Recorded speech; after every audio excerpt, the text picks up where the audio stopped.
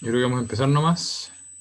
Eh, Parece que vamos a hacer los dos, así que, bueno, aprovecha de cualquier duda que tengáis preguntarme, pues. Si tenía alguna duda como de materia pasada, quizás me voy a preguntar también. Así que ahí avísame. Y cualquier cosa que no te quede clara, dime también, pues aprovecha que hacer como clase particular. Eh, ya, con eso entonces, pues hoy día vamos a ver como calor, energía y temperatura, bien resumido. Y lo primero entonces es definir el calor y la temperatura. El calor, como dice aquí, se define como la energía en tránsito que fluye natural y espontáneamente de un cuerpo más caliente a otro más frío.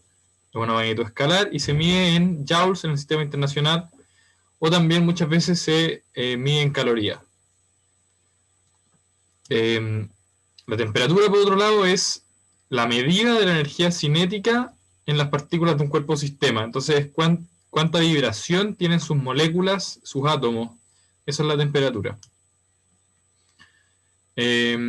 Entonces, también es una magnitud escalar y se mide en Celsius, Fahrenheit o Kelvin, siendo Kelvin la unidad del sistema internacional. Entonces, al final el calor va a ocurrir, la transferencia de energía que es el calor va a ocurrir entre un cuerpo de mayor temperatura y otro de menor temperatura. Ya sea ese cuerpo sea el aire, con una taza de agua caliente o lo que sea. Y aquí la temperatura se puede ver que es el movimiento de estas moléculas. El movimiento de los átomos al final que hay acá. Con eso entonces cabe preguntarse cómo se relacionan las escalas termométricas. Entonces las más usadas son Celsius y Kelvin. La escala Celsius se basa en dos puntos básicos. 0 grados Celsius, que es la temperatura donde el agua se congela o bien donde el hielo empieza a transformarse en agua, es decir, la temperatura de fusión. Y 100 es la temperatura en la que el agua empieza a hervir, o bien la temperatura en la que el vapor de agua se vuelve a transformar en líquido, que es la temperatura de ebullición del agua. Entonces, esa es la escala al final. Y esta sabemos que también tiene números negativos y pasa mucho más allá del 100. O sea, es una escala que va más allá en ambos sentidos. Sabemos que pueden haber menos 10, menos 20 grados Celsius en días muy helados en algunas partes.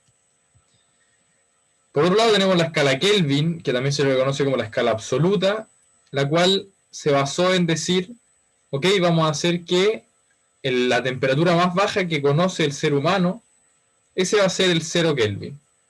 Entonces, la temperatura en la cual las moléculas, los átomos, dejan de tener movimiento es el menos 273 grados Celsius. Entonces Kelvin dijo, ok, ese menos 273 va a ser mi cero y de ahí solamente voy a ir para arriba, pero en los mismos intervalos que el Celsius. Entonces, una diferencia de 1 grado Celsius es lo mismo que una diferencia de 1 grado Kelvin. Pero 0 grados Celsius son 273 grados Kelvin, que es lo que está acá. Y 100 grados Celsius son 373 grados Kelvin. Con eso entonces, podemos sacar esta relación de acá, y que es que la temperatura en grados Kelvin es igual a la temperatura en grados Celsius más 273. Y con esta ecuación podemos pasar en ambos sentidos. Puedo calcular si conozco la temperatura en Kelvin, puedo calcular la temperatura en Celsius y viceversa.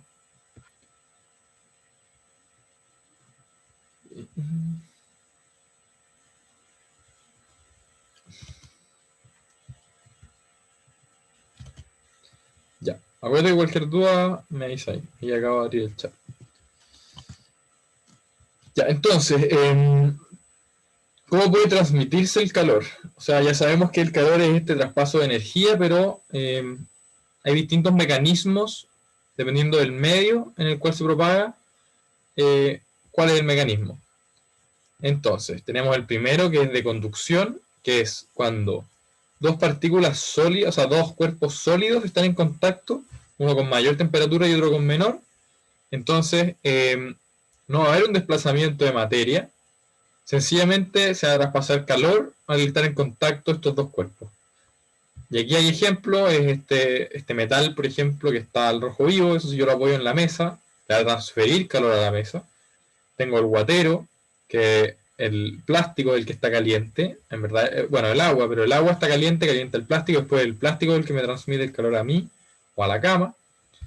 Y después tenemos este ejemplo aquí que hay que pensarlo como que la base de esto se está calentando y después, por conducción, calienta todo el resto de la tetera.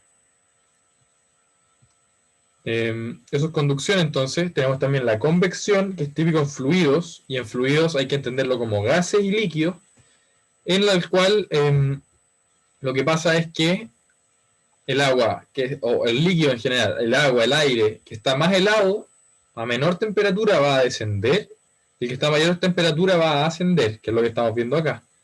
Entonces, con este ciclo es con el que se distribuye la temperatura, porque mientras este asciende, va a ir bajando aire frío al lado suyo y le va a ir pasando energía, le va a ir pasando calor. Entonces, mediante estos flujos que se transmite el calor, bueno, aquí hay hartos ejemplos más, y eso también pasa en el interior de la Tierra, que es en el manto también hay flujos convectivos.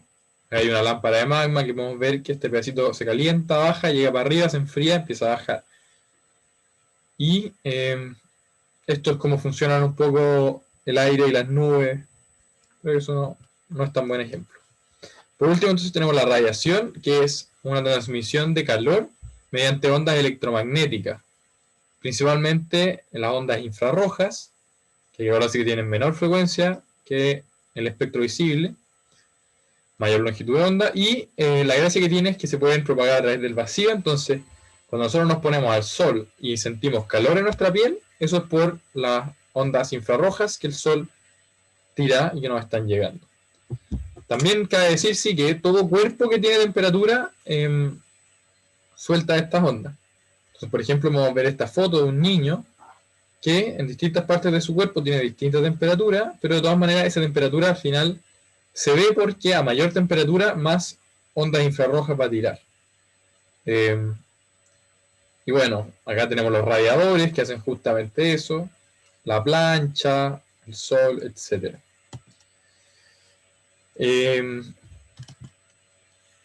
Ya, entonces cualquier duda, dime nomás con confianza. Si no seguimos. Bueno, después tenemos los efectos que ocurren con respecto al calor y los cambios de temperatura. Entonces, al variar la temperatura o bien al estarle agregando calor a un cuerpo, algunas de las cosas que pueden pasar son cambios de fase. Entonces, por ejemplo, este hielo que pasa a ser agua y después empieza a evaporarse.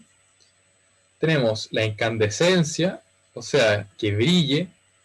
Tenemos la deformación, por ejemplo, estas botellas que con el calor se churrascaron, o sea, con el frío probablemente.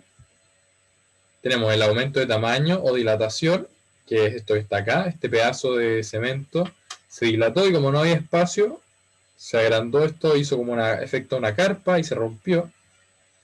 La disminución de tamaño, que bueno, de nuevo sería como eso.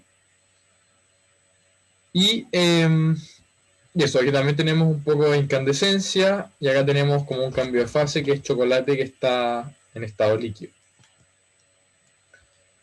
Entonces, focalizándonos principalmente en los cambios de tamaño, hay que, se pueden estructurar como en tres tipos, depende de cómo sea el cuerpo.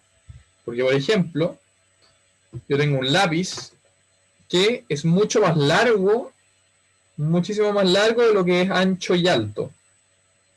Entonces esto lo puedo considerar como si fuera una pura línea. Por otro lado, por ejemplo, esta hoja de papel tiene un ancho y un largo bastante considerable, pero su alto es mínimo prácticamente. Entonces puedo despreciar esto y me quedo solamente con una superficie. Y, por ejemplo, también, bueno, tengo este parlante que ya el largo no es despreciable, el alto no es tan despreciable y el ancho tampoco. Entonces, este sería un cuerpo que hay que considerar todo el volumen. Bueno, entonces, eso un poco, aquí está el lineal, que sería considerarlo como una pura recta. Acá hay algunos ejemplos de superficiales, un vidrio, una cama elástica, etcétera. Y por último tenemos volumétrico, una pelota de fútbol, un microondas, estas figuras, un cubo, etcétera. Y entonces la pregunta es, ¿cómo cambia el largo de los cuerpos con respecto a la temperatura? Entonces, en general, y es para todo excepto el agua, que lo vamos a ver un poquito más, que tiene una particularidad, todo el resto de los materiales de la Tierra que se conocen al menos, a mayor temperatura se agrandan. Y entonces la pregunta es, ¿cómo se van a agrandar? Y para eso es la definición que hicimos antes de cuerpos lineales, cuerpos superficiales y cuerpos volumétricos. Dependiendo de qué tipo de cuerpos son, es cómo va a ser ese agrande, por decirlo así. Y también hay que considerar que si es que tenemos un cuerpo que está a 30 grados y baja a 10 grados, bueno, va a contraerse, o sea, su tamaño va a disminuir. Entonces, en el caso de un cuerpo lineal, como por ejemplo un riel de ferrocarril, vamos a tener que, si que este es el largo inicial del riel a una temperatura determinada, el cambio de largo va a ser el largo inicial por el coeficiente de dilatación lineal por la variación de temperatura. Entonces, hay que acordarse acá que esto es lo mismo que temperatura final menos temperatura inicial. Y este coeficiente es un dato que siempre me tienen que dar. Igual que el largo inicial.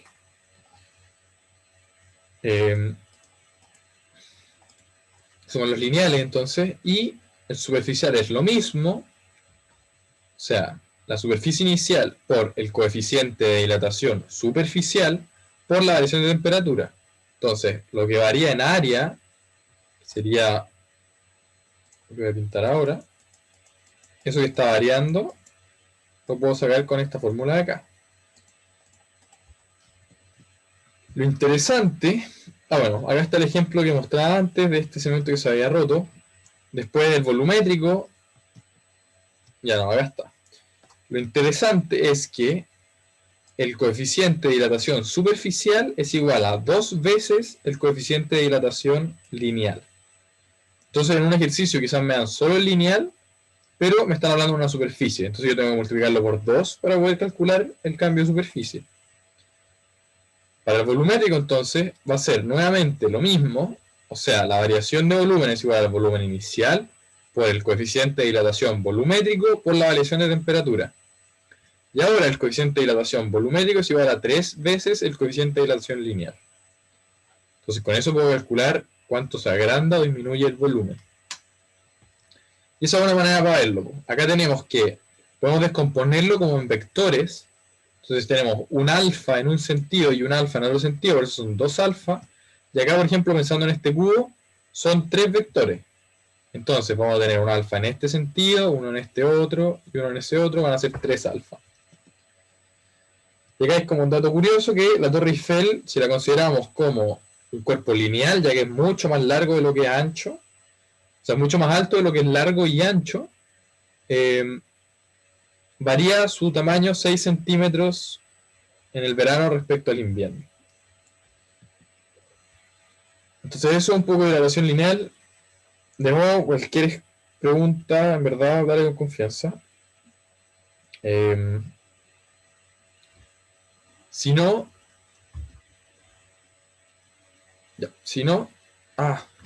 sorry, acabo de cachar. Ya, si me piden como el largo final tendría que sumar la variación al largo inicial. Sí, justamente. Es una buena pregunta, de hecho. Sí, pues al final, pensemos acá, si te dan el volumen inicial, tú después calculáis este delta beta, entonces el volumen final va a ser igual a el volumen inicial más el delta. Y porque acuérdate que el delta, un delta X, siempre significa el X final menos el X inicial. Entonces aquí lo que tú estás haciendo es pasar este X sumando hacia acá. ¿Cachai? Como despejando la ecuación. Por eso es, ¿se entiende? O ya, acá. Ya. Entonces, la particularidad del agua que te estaba diciendo recién, ¿por qué pasa? ¿O qué es exactamente? Bueno, el agua tiene una particularidad de que, a diferencia de todos los cuerpos que mientras se calientan se expanden, el agua tiene que, mientras estamos subiendo de 0 a 4 grados Celsius, y solo en ese rango, él, en vez de expandirse, se contrae. Y también viceversa, si estoy en 4 y empiezo a bajar la temperatura hasta 0, se va a dilatar. Entonces, esto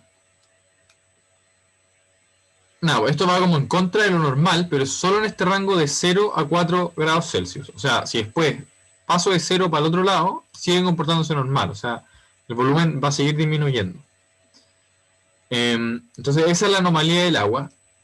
Y también funciona entonces para la densidad. Si pensamos que la densidad es la cantidad de masa, o sea, kilogramos que hay, dividido en un volumen, como acá, al final, la misma cantidad de masa en 0 grados Celsius va a ser un mayor volumen que en 4. Entonces, la densidad del agua es máxima a los 4 grados Celsius. Esa es como la particularidad del agua, no es mucho más que eso. Pero la importancia que tiene esto como para la vida es que finalmente en la Tierra, cuando se congelan los lagos, cuando se congelan las superficies del agua, como la densidad es máxima a los 4 grados Celsius y las cosas más densas bajan en el agua, o sea, mientras más denso va a bajar. Lo que pasa es que en el agua hay un flujo constante generado porque en la superficie el agua está a 0 grados Celsius, está congelada, o quizás a menos. Y el agua, que está en contacto con la superficie, va a empezar a bajar su temperatura. Pero cuando se acerca a los 4 grados Celsius, su densidad va a estar en lo máximo, entonces va a empezar a bajar.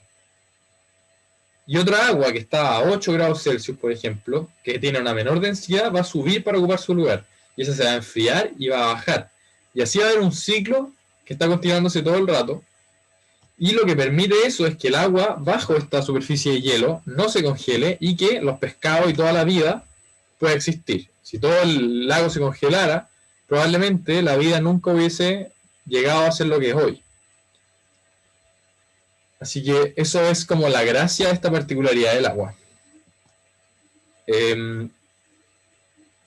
Ya, ahora vamos entonces a calcular cómo calculamos la cantidad de energía que se traspasa con dos cuerpos en contacto. Y bueno, son en dos maneras específicas. La primera es con la capacidad calórica. La capacidad calórica es la cantidad de calor que un cuerpo debe absorber o ceder para elevar o disminuir respectivamente su temperatura en 1 grado Celsius. Entonces, se escribe con esta C mayúscula y, bueno, es característica de cada cuerpo. Entonces, mientras mayor sea la capacidad calórica del cuerpo, más costará calentarlo o enfriarlo. Y se calcula de esta manera, que es el calor que uno le tiene que entregar a un cuerpo para que varíe una cierta temperatura, un delta de temperatura. Entonces, sus unidades van a ser calorías o joules en grados Celsius o en grados Kelvin.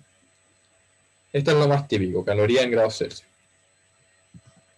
El calor específico, por otro lado, es lo mismo que estábamos viendo antes, pero tomando en consideración también cuánta masa de material hay. Acá, la masa es irrelevante, entonces yo lo estoy viendo, por ejemplo, cuál es la capacidad calórica de un hierro. Pero me da lo mismo si es un bloque chiquitito que pesa 1 kilo o si es 1 tonelada de hierro. No me importa saber que el hierro necesita 300 calorías por cada grado Celsius que está subiendo. Por otro lado, y esto que es mucho más ocupado, el calor específico toma en consideración la masa también. Sigue siendo específica para cada material, pero ahí me permite saber que para subir 1 grado Celsius el kilo de hierro o la tonelada va a ser muy distinto a la cantidad de calor que le tengo que dar. Entonces, bueno, la gracia de esto es que me permite reconstruir esta ecuación, que es como la que se ocupa en verdad, esta no se ocupa mucho, en la que el calor transferido va a ser igual a la masa del cuerpo por su calor específico por la variación de temperatura que se produce. Dame un segundito. Ya. Y entonces un ejemplo, bueno, se mide entonces en calorías partido en gramos por grado Celsius, y un ejemplo es el agua que tiene calor específico igual a 1 caloría por grado, o sea, por gramo por grado Celsius.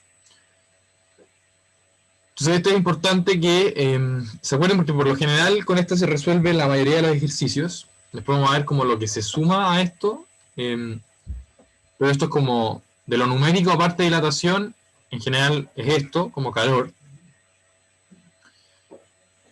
Bueno, de nuevo, si tenías alguna duda, dime nomás. Si no, el equilibrio térmico es como otro concepto y que es más o menos sencillo, que se basa que si tenemos dos cuerpos a distintas temperaturas y los dejamos en una pieza en la que solamente están ellos, por ejemplo, donde no hay nada más, el flujo de calor que va a ocurrir, ya sea por convección, ya sea por radiación, etcétera, el flujo del más caliente al más frío, eventualmente los va a llevar a un equilibrio térmico. O sea, en el tiempo, puede tomarles 1 hora, quizás un mes, da lo mismo, pero en el tiempo van a llegar a la misma temperatura y ese flujo de calor va a dejar de existir. Entonces eso, yo creo que ya más o menos claro. Y con respecto a eso, entonces, cabe preguntarse como, bueno, ¿y cuánto se demora? Pues? Para eso, Newton también hizo otra ley, en la cual nos dice que el cuerpo irremediablemente alcanza esta temperatura ambiente. Aquí estamos pensando que estamos poniendo un cuerpo en una pieza vacía, entonces, por ejemplo, el aire, que sería la temperatura del ambiente, es la que va a ser el equilibrio térmico con el objeto que pongamos.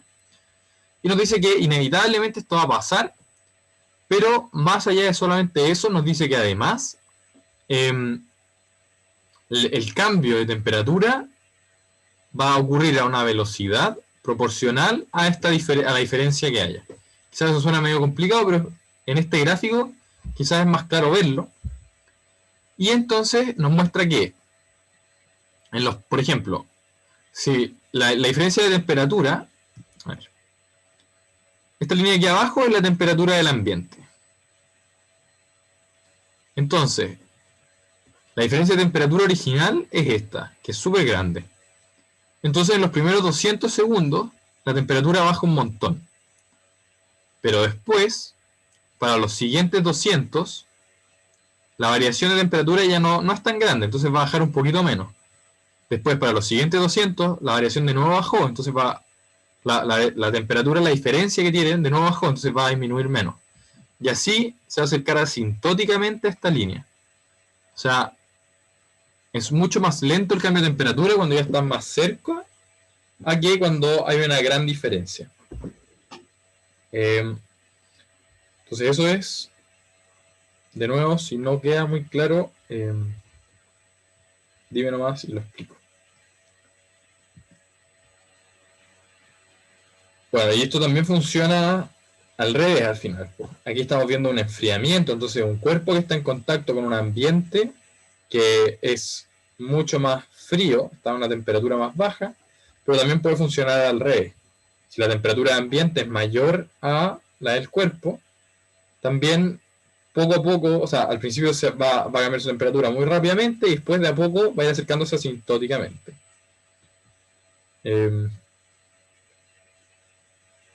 Así que eso. De nuevo, si quedas con duda, me dices.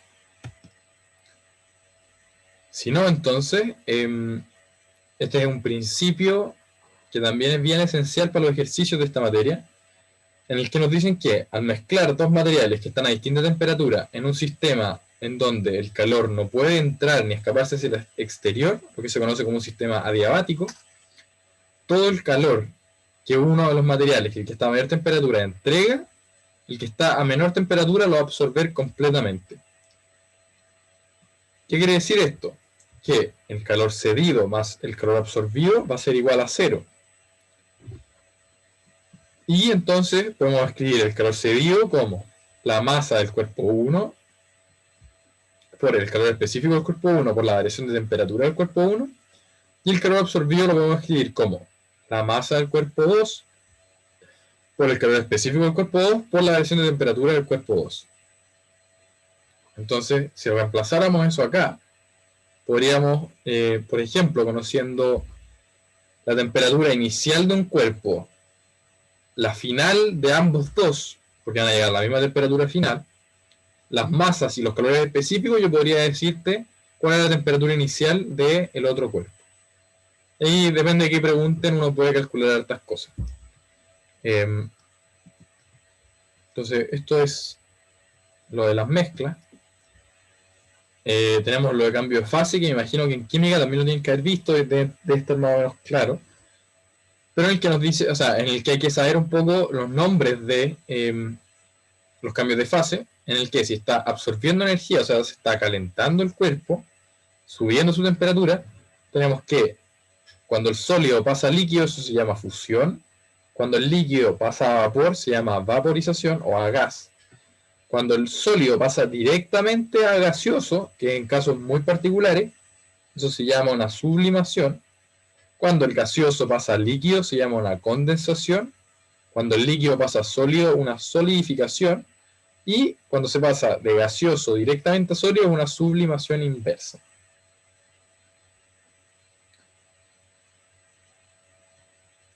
Eso yo creo que está más o menos claro.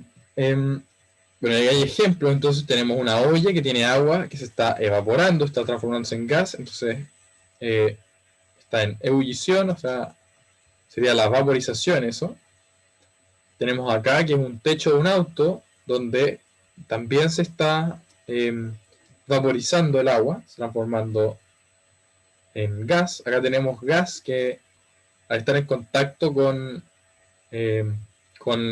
temperatura más baja se transforma en agua. Por ejemplo, lo que pasa cuando uno está en el auto y afuera hace frío y adentro uno hace calor. Por lo general sale esta gotita al interior del auto y eso al final hay vapor de agua en el ambiente y al estar en contacto con la ventana que está helada se condensan, pasan a estar en líquido. Acá tenemos unos hielos que en algún momento fueron líquidos y se solidificaron. Acá tenemos fusión, que es un sólido que fue fundido. Y acá tenemos sublimación, que es el que se queda súper particular, que aquí esto sería nitrógeno líquido, que son unas barras que automáticamente pasan a ser gases a la temperatura ambiente.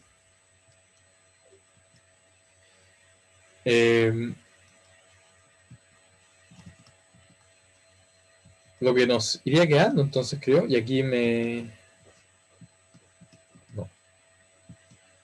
no, quedan dos cositas, ya. Entonces, una de las últimas cosas, y que de nuevo esto es para considerar, para resolver los ejercicios numéricos, es que en estos cambios de fase existe lo que se conoce como el calor latente. ¿Qué quiere decir esto? Que cuando un cuerpo está justo en la temperatura de un cambio de fase, se queda en esa temperatura mientras absorbe o libera calor. O sea, hay una temperatura crítica o un punto crítico en el cual la temperatura en la que, por ejemplo, logra fundirse o evaporarse se mantiene, pero aún así hay un flujo de calor. Esto entonces se puede poner el número como el calor latente de cambio de fase, que se escribe con este L mayúscula y se puede representar en esto. O sea, si está absorbiendo calor va a ser un número positivo y si lo está cediendo va a ser negativo. Donde el calor que necesita para hacer la transición de fase va a ser igual al calor latente por la masa que estoy tratando de hacer cambiar de fase. Entonces, hay que considerar que se mantiene, y un ejemplo entonces sería, si yo estoy pasando agua a hielo, supongamos que tengo 1 kilo y que mi L va a ser igual a 1 caloría por kilogramo, entonces yo tendría que, si está pasando de líquido a sólido, va a estar liberando calor. Entonces voy a tener que L es igual a menos Q partido en la masa. Luego, el calor que eso tiene que ceder para pasarse a sólido es de menos 1, si que fuera 1 kilogramo, menos 1 caloría. Si fuera al revés, si es un hielo que está pasando a líquido, en ese caso necesita absorber calor. Entonces, en vez de ese menos, ocuparía un más acá y sería 1 caloría lo que necesitaría ese kilo para pasar. O sea, un ejemplo súper sencillo. Pero si lo vemos ahora, en un poquito más complejo, tenemos este ejemplo que nos dicen que el punto de fusión del cobre, o sea, cuando se transforma de sólido a líquido, es 1083 grados Celsius. Nos dicen que su calor latente de fusión son 134 kilojoules por kilogramo. Nos dicen que tenemos 2 kilogramos, esa es la masa, entonces tenemos el L, tenemos la masa, y nos dicen que en la temperatura de fusión, o sea, estando en estos 1083, absorbió 154 kilojoules. Y nos preguntan qué pasó entonces. Pero una manera sencilla de resolver esto es con la ecuación que acabamos de ver, en el que L era igual a el calor partido en la masa. Entonces aquí nos están preguntando por el calor prácticamente. Entonces, el calor va a ser igual a L por la masa. Entonces el calor va a ser igual a esos 134 por 2, y eso me va a caer en kilojoules, porque lo demás son kilogramos partido en kilogramos, y entonces eso va a ser igual a 268 kilojoules. ¿Qué quiere decir eso entonces? Ya que 268 es mayor a los 154 que yo tenía aquí, quiere decir que estos 2 kilogramos de cobre absorbieron ese calor, parte de ellos se derritieron, o sea, parte de ellos está en estado líquido, pero hay una porción, porque no alcancé estos 268, hay una porción que no alcanzó a transformarse en un líquido, y entonces hay una fundición parcial y se mantiene a la misma temperatura, porque en el cambio de fase la temperatura se tiene que mantener. Para que la temperatura hubiese aumentado, hubiese necesitado tener, por ejemplo acá, 300 kilojoules, cosa de pagar estos 268 para poder derretirla todo, y después me hubiesen quedado 32 kilojoules para calentar esto. Y podría calcular con eso de calor que me sobró, por decirlo así, la temperatura final que hubiese tenido esto. Yo sé que esto es medio complicado, así que si no me entiendes mucho, dime nomás.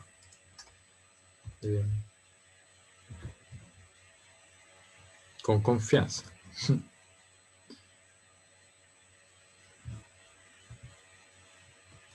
Ya. Mira, lo último. Imagínate que acá no son 154, sino que me dicen 300 kilojoules. Nosotros calculamos que lo que se necesitaba para hacer todo el paso de sólido a líquido eran 268 kilojoules. Entonces, tenemos, por decirlo así, suficiente para pagar toda la transición.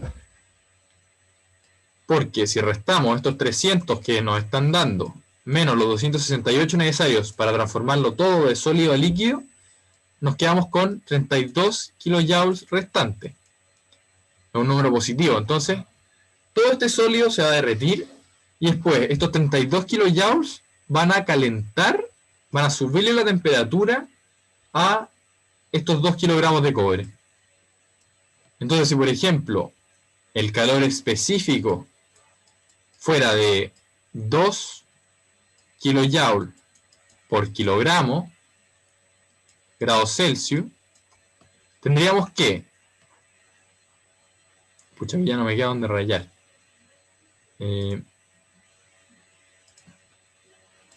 Ya, tendríamos que el Q es igual a M por C por delta T. Entonces el Q ya sabemos que serían 32 kilojoules, es lo que sobró. Sabemos que el M son 2 y sabemos que el C son 2. Y sabemos que la temperatura inicial es igual a 183 y el delta T es igual a temperatura final menos temperatura inicial. Entonces, si reescribimos la ecuación de arriba, tendríamos que 32 kilojoules es igual a 2 kilogramos por 2 kilojoules partido en kilogramos por grado Celsius por la temperatura final menos la temperatura inicial, que la conocemos, y es 1083. Entonces, despejando esto, me quedaría que la temperatura final es igual a 1083 más 32 partido en 4, y eso sería que la temperatura final es igual a 1091 grados Celsius. Entonces ahí tenemos un caso donde, será partido en 4, ahí tenemos un caso donde, donde había suficiente calor para hacer el cambio de estado, para hacer, o sea, había suficiente para apagar el calor latente y me quedaba además para subirle la temperatura.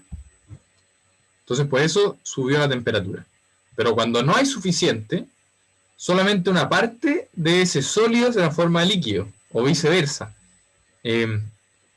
Pero se mantiene a la misma temperatura porque está todavía durante el cambio de fase. ¿Ahí queda un poquito más claro o no?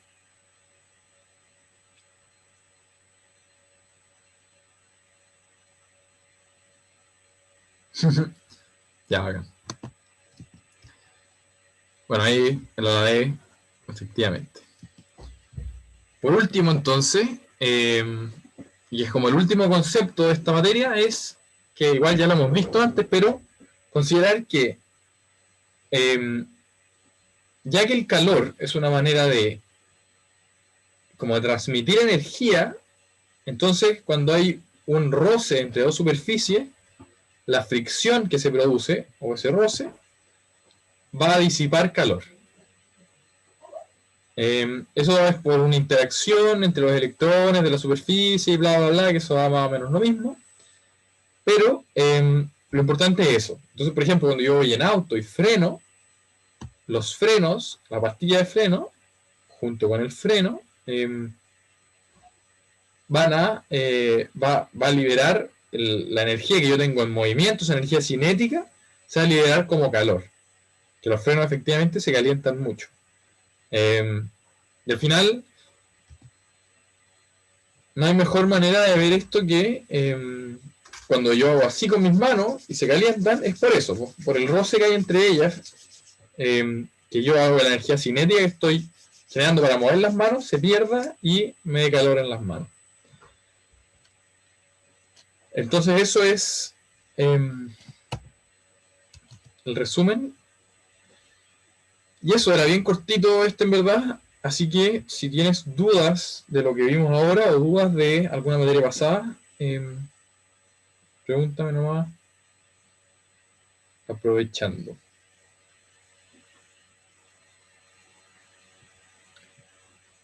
Si no, me decís no, quedamos hasta acá. Dale.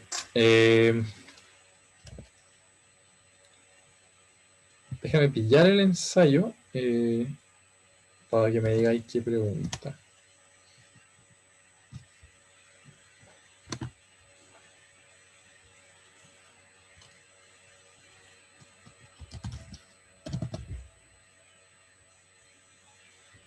Ya, ¿qué número de pregunta es tu duda?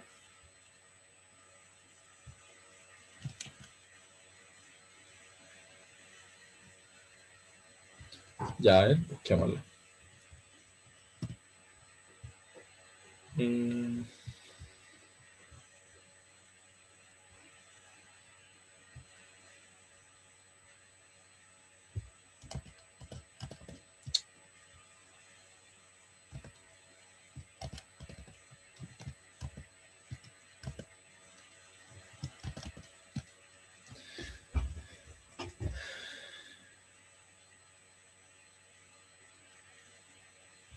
ya, busquemos esa pregunta.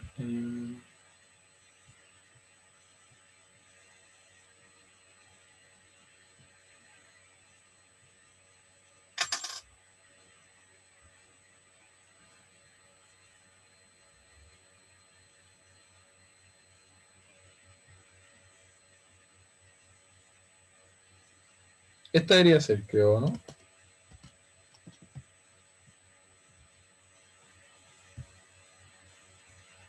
La 33, si no me equivoco. Ah. Mm, esta. Ya. Em, ya, bueno. Vamos viendo, po. La conducción era entre dos sólidos, ¿verdad? Entonces, ¿puede tener lugar en y a través del vacío? No, po. Esa era la radiación. Entonces, esa está mala. Después, ¿implica el movimiento de materia? No, pues la conducción era justamente el contacto de dos sólidos sin el movimiento de materia. Así que eso tampoco es verdad. ¿Es el mecanismo dominante en los sólidos? Sí, pero igual revisamos las otras. Depende de la cuarta potencia de la temperatura, eso no es un invento nomás como un distractor, no, esa cuestión no sale de ningún lado. Y siempre sigue el sentido de frío-caliente, no, pues, la conducción y todo el calor en general va de caliente a frío. O sea, sí, claro, toda la transmisión de calor es de caliente a frío. Entonces, como eh, al final la conducción, que es este mecanismo en el que es por el contacto, es el dominante en los sólidos. Eh, no sé si ahí. Ya, sí, sí. Por eso te cacho perfecto como la confusión. Esa es la gracia como tener un poco más claro los conceptos. Pues.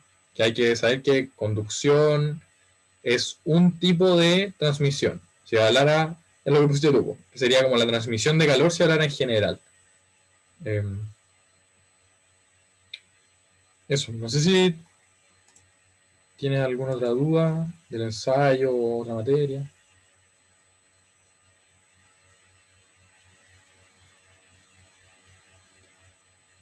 Ya, entonces,